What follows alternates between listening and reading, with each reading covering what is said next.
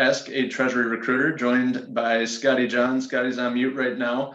This is based off of his profile, but really what we're doing is he's going to be monitoring for questions, comments, anything that you guys have for us in regard to your job search, resumes, interviewing, anything like that. Obviously, we come to these conversations with a general theme that we want to address. The topic that we'll pick, if you guys don't have any questions right off the bat, is just what it looks like, what a hiring process looks like from the corporate side and from the recruiting side. We'll walk you through kind of both sides of that, both working with internal and third-party recruiters. But please, if you have any questions, comments, anything like that, jump in. This is your time. This is Scotty and I donating our time back to you to try to help you in your job search. So with that, Scotty, I see you're off mute. How you doing today? Not too bad, Joe. Thanks for asking. Yourself? Doing well, man. Doing well. We got some snow over the weekend, but we're making do. So with that, Scotty, do we have any questions right off the bat? No, not yet.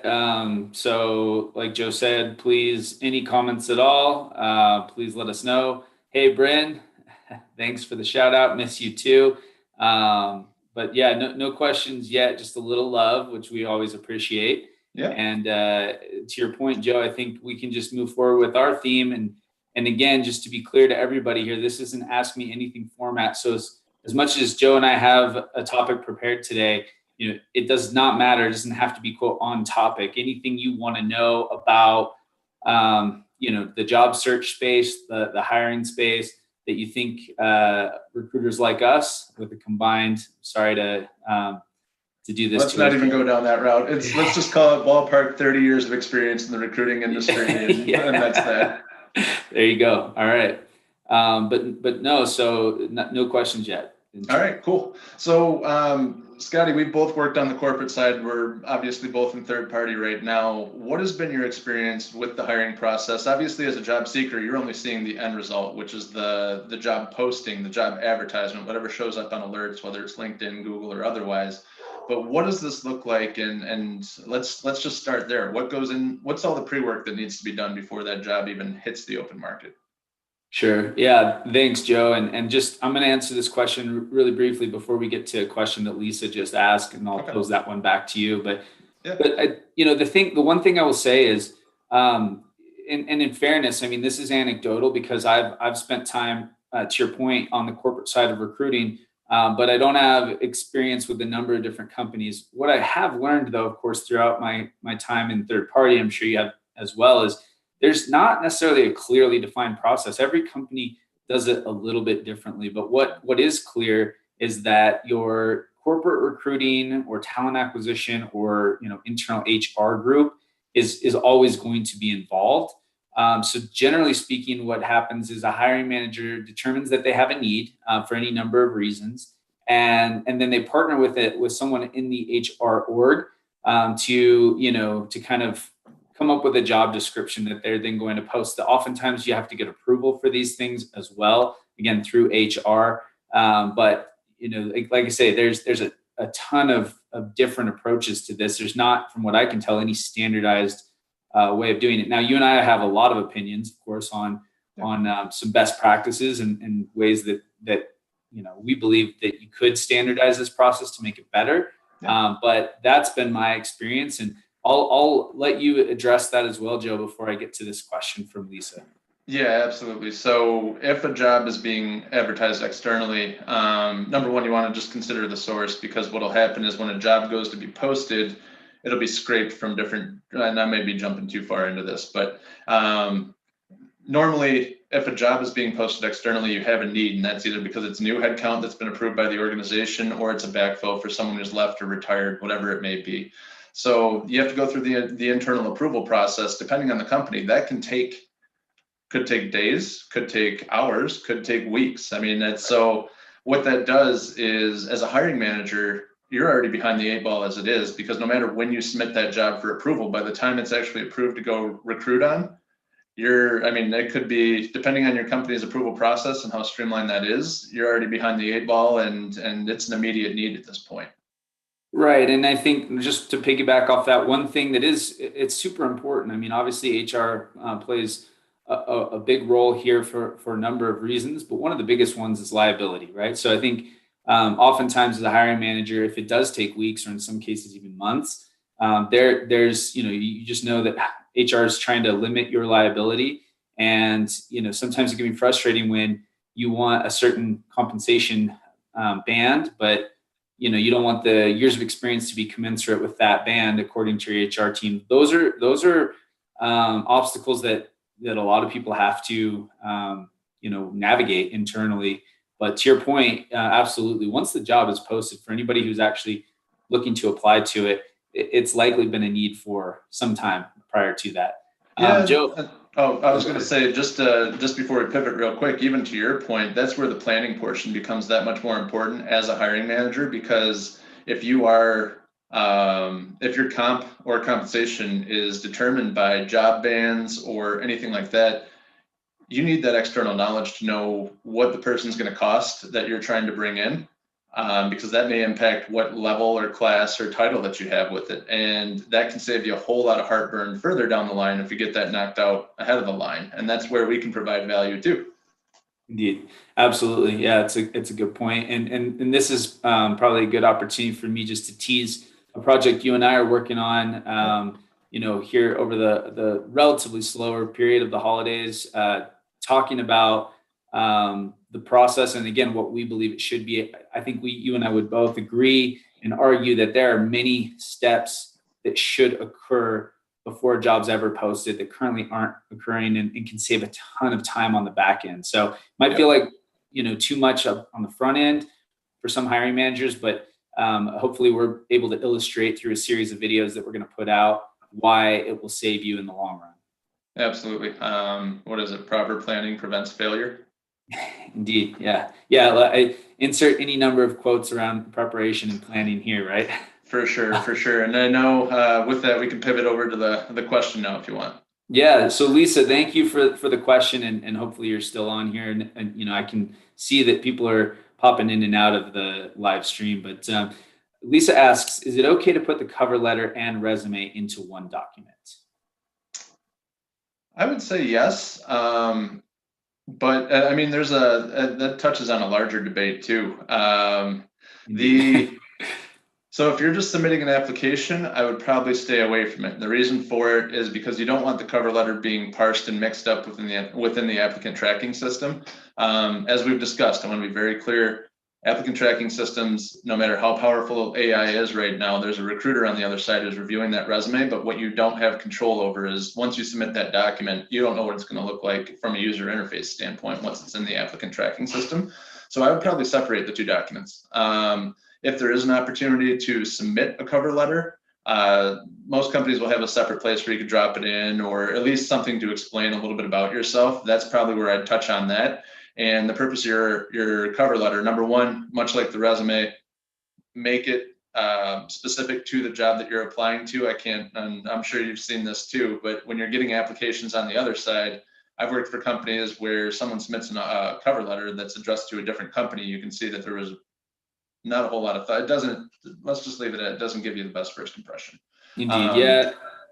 This might be a point of disagreement for you and I, Joe, in that Lisa, just this perhaps is an unexpected response, but I don't like cover letters personally. I don't believe in them. I personally, and for anyone who's ever submitted a resume to me with a cover letter included, I guess forgive me for this, but I won't read it. I'll just go straight to your resume. So that's my opinion on cover letters. I absolutely think you should drop the cover letter, and we can get into the specifics as to why. But in short, it's like Joe said, there's opportunities there for a miss, in my opinion, and I just don't know that it adds much, right?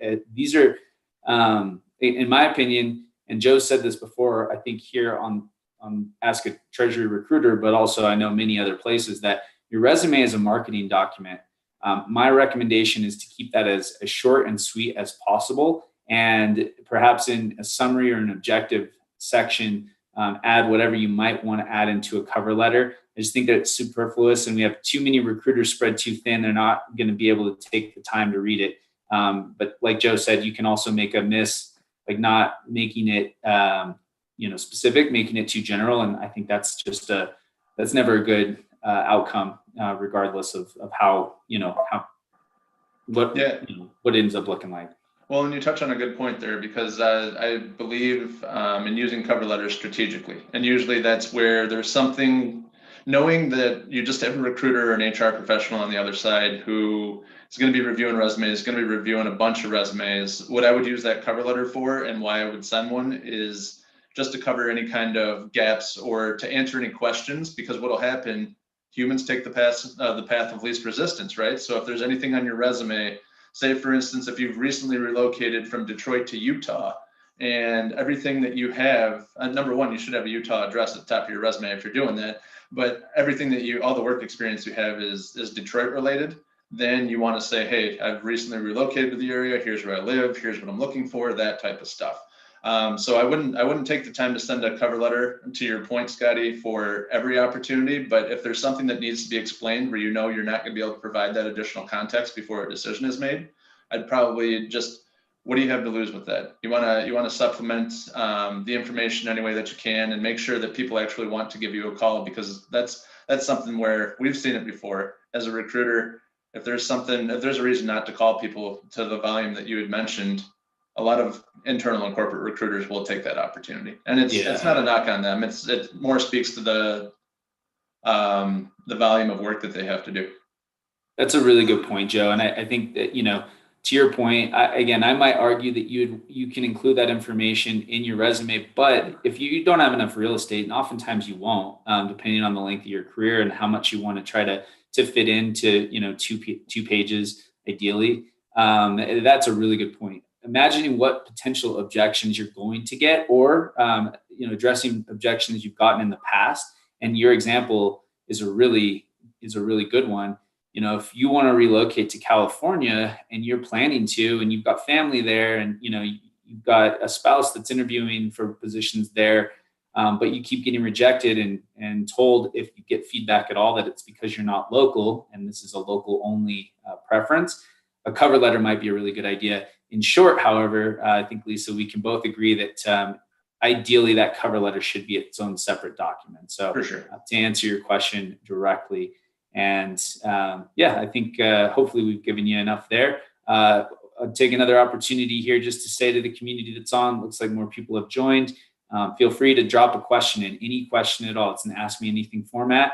If you've recently gotten here, Joe and I are discussing the process, however, around job postings and what happens before a job ever gets posted. So should we get back to that, Joe? We don't have any additional questions at this time. Yeah, I want to jump in though, because you brought something up interesting with the resume piece on whether it's a summary of qualifications or an objective. Do you have a preference for one or the other?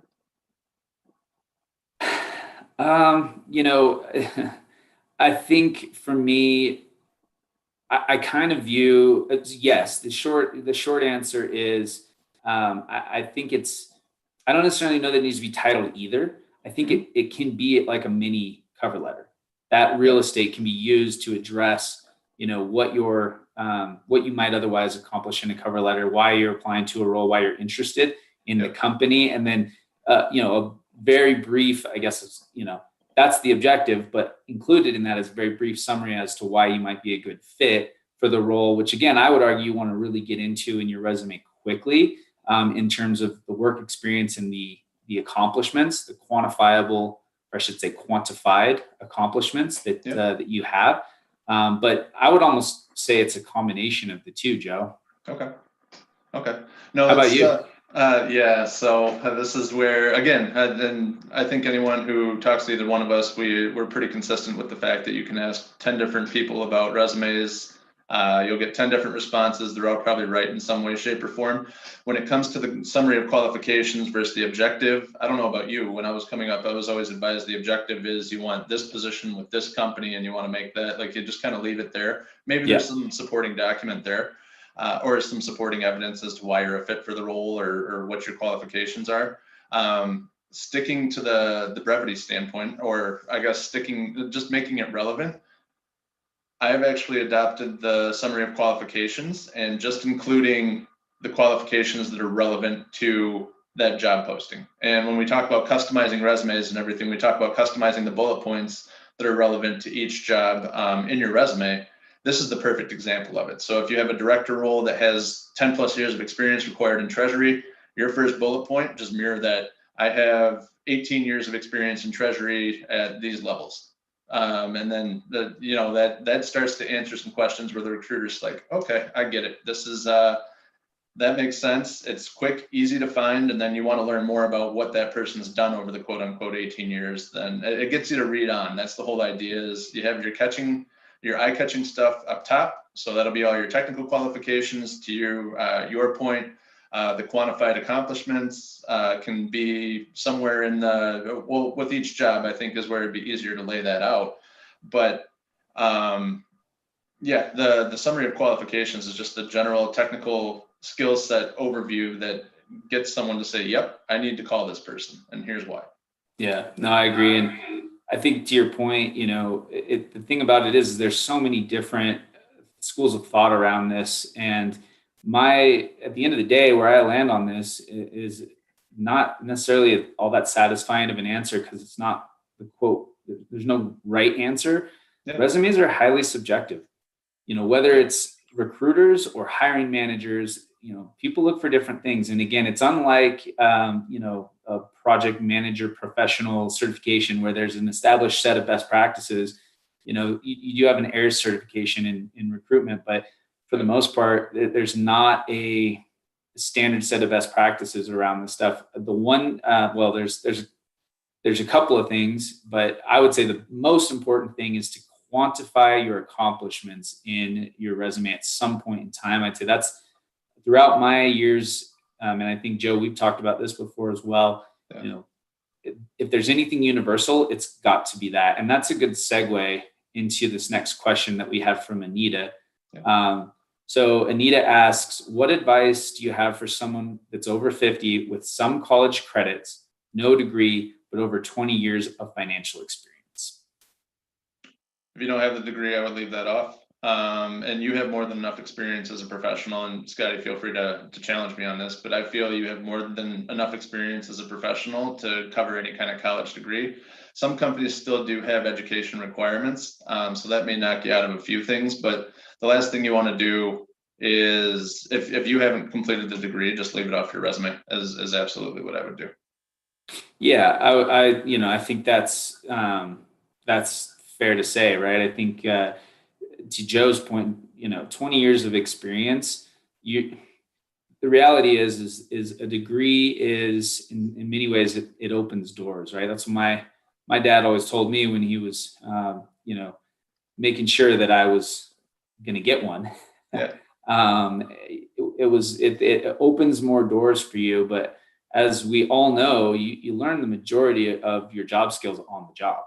And so 20 years of experience in this space in treasury or finance, you've got plenty to draw from in terms of how, what you've accomplished in the past, how you've either made or saved an organization money, and how you can utilize that skill set to add value to the next company that you're applying to. Now, I think we don't have enough time today to get into some of the strategies around that. I think we've done that in the past, and we'll probably come back to that again in the future. For sure. But I agree with you, Joe. I think leave it off. There's no need to add anything if you don't have the degree, and just rely on that experience you have, because it's really valuable. Yeah. We have any other questions?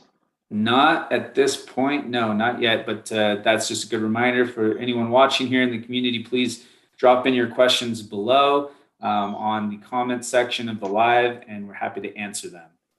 Okay, cool. All right, so going back to it, we've gotten through the approval process. We're ready to start hiring. What are the next steps, or what's been your experience after that job opens as an internal recruiter or HR person? Sure. So yeah, I think like you say, we're just talking about the status quo. We're talking about business as usual today versus maybe the way that you and I think it should be. Yeah. So once you've gotten your approval and you've gotten your job description, then typically the job's posted a number of places. So it depends a lot on your organization. Again, it's always going to be posted on your company website. I shouldn't say always, but it's 95% of the time. Yeah. it's going to be posted on likely on LinkedIn, though LinkedIn licenses can be slightly expensive. Indeed, Glassdoor, I mean, in any number of job search sites. And then, from there, it's time to start collecting applications, right? Yep. So as an internal recruiter, one of the things that I've talked about this before on, in a LinkedIn post, one of the things that used to keep me up at night was the volume of applicants that would come through. Because what happens when you're on the other side of this is not only do you have, in some cases, hundreds of applications, but you also get, hiring manager might have a referral that they'd rather you deal with initially. Yep. Or you get a bunch of other employees that are sending referrals your way. You're pulled in a lot of directions. And for me personally, I was always working on between, I'd say at the least was 10 job postings. I'd say that's way low as an industry average. I was fortunate. I was working on leadership roles at the company, so there weren't as many. But anywhere from 10 to 20 positions that were posted at any given time. Again, every one of those has hundreds of applicants, and then you're getting emails. You're getting sometimes people coming to your desk and just saying, "Hey, you got to call this person. They're perfect for this job." Yeah. So that is kind of the next step as far as I've seen it in the past. Joe, how about you? Any different there? Yeah, usually how I've run it is as soon as you get the, and this can happen even before the job's approved, but usually it's you kind of look at the steps that need to be taken, right? So first one has always been the job approval. After that's been approved, it comes to you in the applicant tracking system. But then as a recruiter, you got to be sitting down and having, or whether it's recruiting, HR, it doesn't matter. You have to sit down and have some sort of discussion with the hiring manager to ensure that what's going on with the description it matches up with what you need. And you want to be able to understand the position so that you know who to talk to and what you're looking for and what you're talking to those people about once you have them on the phone or after you're doing your outreach too. And I know that's something that you practice. It's something that we practice as a firm too, is you got to sit down with the hiring manager. If your hiring manager doesn't want to sit down with you, it's kind of a red flag. That's a little bit of a partnership issue and a little bit more transactional, which means that you don't have a whole lot to talk to candidates about. They may not have a good experience and you're not approaching the external market the right way. That's a really good point, Joe. And I think I'm glad you made it explicit, because for me, kind of talking about the approval process, that's synonymous in my mind, at least in my experience, with that qualification. And I do think that the company that I was working for in corporate recruiting did better than most, in that we would sit down, we would talk about, not just the experience, but also kind of what are the attributes or characteristics or traits, just the immovable kind of parts of a person that make someone successful in a given role. And we would try to identify a hiring profile as opposed to simply a job description. Mm-hmm. I think too often in my experience in third-party recruitment, I run into hiring managers who are so narrowly focused on experience, and in some cases years of experience, that they're missing so many good people, right? Because it's like, oh, they don't meet this threshold of 10 plus years of experience or whatever it might be. It's like, yeah, but they may have condensed that experience down, especially when we talk about what we're going through right now or the GFC. I mean, you can condense years of experience into months when you go through a crisis, right? So I think to your point, Joe, making sure that as a partner, and some recruiters are better at this than others, right? But you want to try to hold accountable your hiring managers to understand why they think they need what they need, and perhaps push back when you think that they're going to miss good people. Definitely. Any other questions, or do we want to proceed down this? I think we can proceed. I'm still not seeing any additional questions, but another good opportunity just to say, ask me anything format here, please. Any question at all, feel free to pop that into the comments while we're talking about this. For sure. So now that we have the approval in place, we've had our discussion with the hiring manager, we're going to get into how recruiters actually fill positions. You had talked to or spoken a little bit about the primary strategy that we see out of most corporates, and it's you have to advertise the job. Maybe it's to meet certain requirements from employment, whether that's OFCCP, if there's, you wouldn't see it so much in Treasury, but if there's any kind of union involved or anything like that, there may be union requirements. It could be internal requirements, whatever it may be. But that's the important part as a job seeker. When you go to talk to a recruiter, whether it's internal or external, a third-party recruiter, ask them why the job is open. You know, ask them if it's someone who left. Is it a new position? Is it, because that's what you'll see is with these jobs being posted to internal job boards, it's scraped by plenty of job boards, right? So it's the main ones that you had mentioned, but you have all the secondhand ones that just have a scraping technology because they want to drive traffic to their website. But what gets mixed up in that is internal promotions and jobs where, you know, they already have someone selected. They just need to have it advertised for a certain amount of time to show, hey, we don't have any bias hiring requirements. We're hiring on an unbiased basis. And it does take the shot where if the perfect person comes along externally, I've seen it where someone gets unfortunately left out in the cold from an internal standpoint because there's someone better in the external market. So it's kind of like that last ditch effort where companies will take a look, approach the market, see what's out there, but ultimately they may have someone else in mind. So if you are approached about a job, it's important to understand and to ask that question, hey, why is this open? Absolutely. Yeah, to your point, you know, there are employment law requirements. Jobs should be posted. There's some exceptions to that, but generally speaking, a job legally should be posted because you've got to give equal opportunity, right, to anybody that's interested in and perhaps qualified for that job. However, you and I both know, Joe, there's plenty of times where a hiring manager's already selected in their mind their top candidate. They've probably had weeks ahead of time to talk to that person about this is coming up. You know, I'm very interested. And then they've got to wait the 5 days or whatever the current requirement is for a job to be posted before they can make the offer to their person that they want, right? So I think to your point, it's really important to know why a job is open. It's also important, and it's easier said than done, but it's important to try very hard to not let it get personal if you're not being selected for a job, because there's just so many things that happen behind the scenes that you aren't privy to. And it goes back to, again, the strategy, and we've talked about this again, like I said, in prior lives, strategy of simply only applying to postings it's not good enough. You've got to figure out how to speak to people who are going to be in a position of hiring and build those relationships proactively, because you want to be one of those people who's kind of thought of before a job ever gets posted. Beyond that, and again, we talked about internal referrals or hiring managers sending people your way.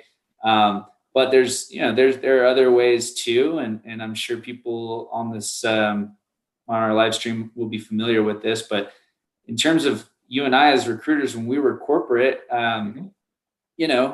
we're people, and ego gets perhaps involved a little bit, but you also want to make sure you're adding value, right? So there's a fair amount, generally speaking, and especially if people with a third-party recruitment background, there's a fair amount of proactive outreach going on as well, right?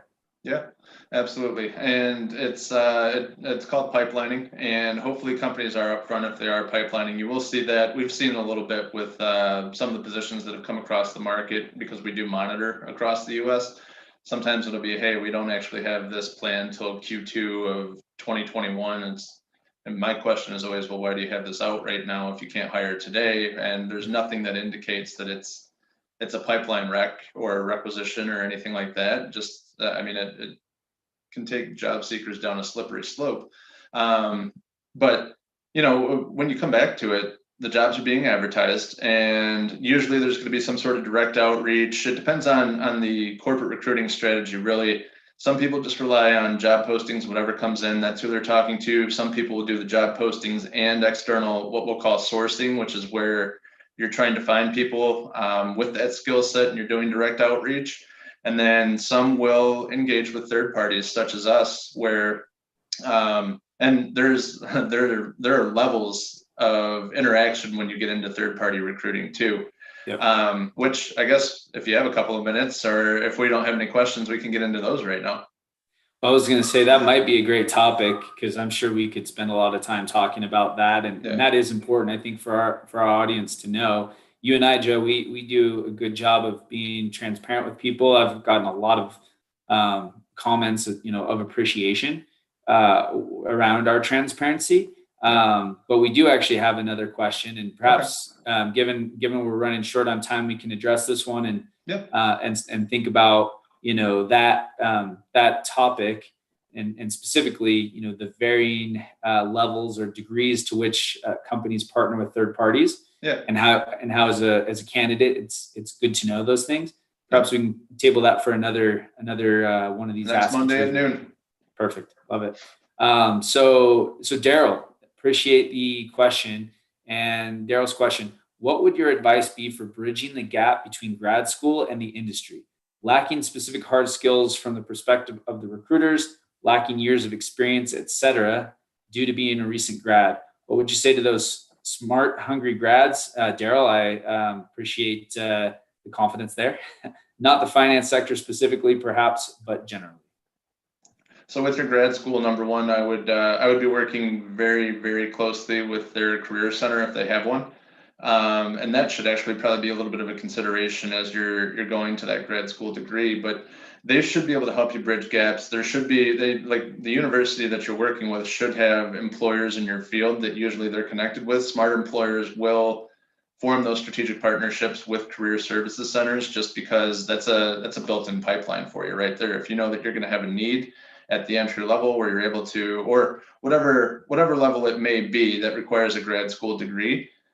I mean, you look at the top 5, top 10 business schools, they have strategic partnerships all over the place where with employers, where employers can just come in and talk directly to you. So first step of advice there, reach out to your career services center. If you have a counselor, a dedicated counselor, I would be speaking with that person. If you don't know if you do or not, that's kind of part of what you're paying for on top of the degrees. So I would utilize that in any way that you can.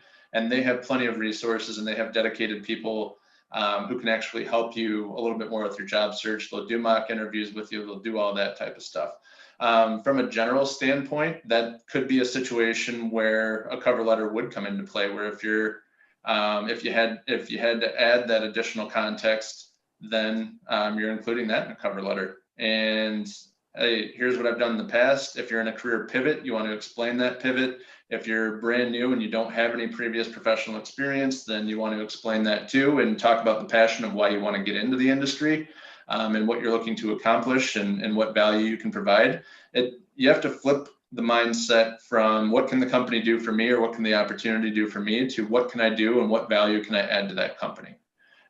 So however you need to communicate that, whether it's written, verbal, networking, anything like that, that's your sole mindset right there. That's how you're going to bridge a lot of gaps. Anytime, you can always do it more effectively in person or over the phone, even over Zoom, than you can over writing. But that's how I would, and how I have, smoothed over some of those gaps in the past, or bridged some of those gaps. Yeah. Beyond that, I think you've got to. So Daryl, not sure if this question is a reference to you specifically, or if it's more of a general question for others. But I would tell you, I think it depends a little bit, right? It sounds like in this scenario, we're talking about grad school being, right after your undergrad, so not necessarily having experience in industry. And wanting to make that, everyone's going to have to excuse my 3-year-old in the background here. But yeah, so having the benefit of an alumni network, right? I'd say that's one of the areas that you really should tap into, because graduate degree it's a huge differentiator. And the people that appreciate graduate degrees the most are mostly the ones who already have them, right? So wherever you are, whatever the school is, like Joe mentioned, you can get a lot of these resources directly from, your counseling, your internal counseling centers, but definitely get plugged into alumni networks and start making them aware that you are actively on the market and ready to start making, moves and finding that next job, because I think they'll be a huge resource for you. No, that's an excellent point that you bring up there. And again, it's almost a warm connection at that point. There's a point of commonality. You both went through the same school. You both maybe have the same graduate degree, whatever it may be. Be honest with your intentions, saying, "Hey, I've just graduated. I'm looking to break into this industry. Would you be open to have a conversation? I'd love to pick your brain." Just take a more general approach and go into it understanding that not everyone's going to be open to having that conversation, and don't let a couple of no's deter you, because you're going to have them along the way, and that's okay. But don't let that stop you. Make sure that you're having these conversations, because you'll learn more about the industry. Absolutely. Yeah. And I think, again, implied in the question here is, the lacking specific hard skills from the perspective of the recruiters. At the end of the day, let's just call it what it is. Recruiters, and especially, and again, for all those, and there's not a ton of you on this live stream, but anyone who's corporate recruiter that's on this live stream, understand that this is not in any way me degrading what you do. We all agree that your role is to kind of gatekeep, right? And so, Daryl, I think recruiters, they're looking for certain skills. They're looking for a specific profile because they've already had, like we mentioned earlier in this conversation, they've had a conversation with the hiring manager to say, okay, what do you need? What's most important to you? And they're really just trying to find that person. So focusing on, the networking directly with hiring managers or somebody else that can refer you in. I can tell you, again, as a corporate recruiter, if the CEO, and this only happened 2 or 3 times to me, but funny enough, the CEO sent me resumes that did not look like a fit on paper. I can promise you that I would not have called those people if they had applied directly to the post. Because my CEO asked me to, I called them. So yeah, network around and leverage your alumni network. I think that's going to help you a ton, in addition to what Joe said. And you bring up an interesting point too, because just because you have that grad degree, it doesn't like some companies, and most won't look at it as replacing work experience. So you need to be realistic with what you're applying to as well. The reason for that is your more entry level roles.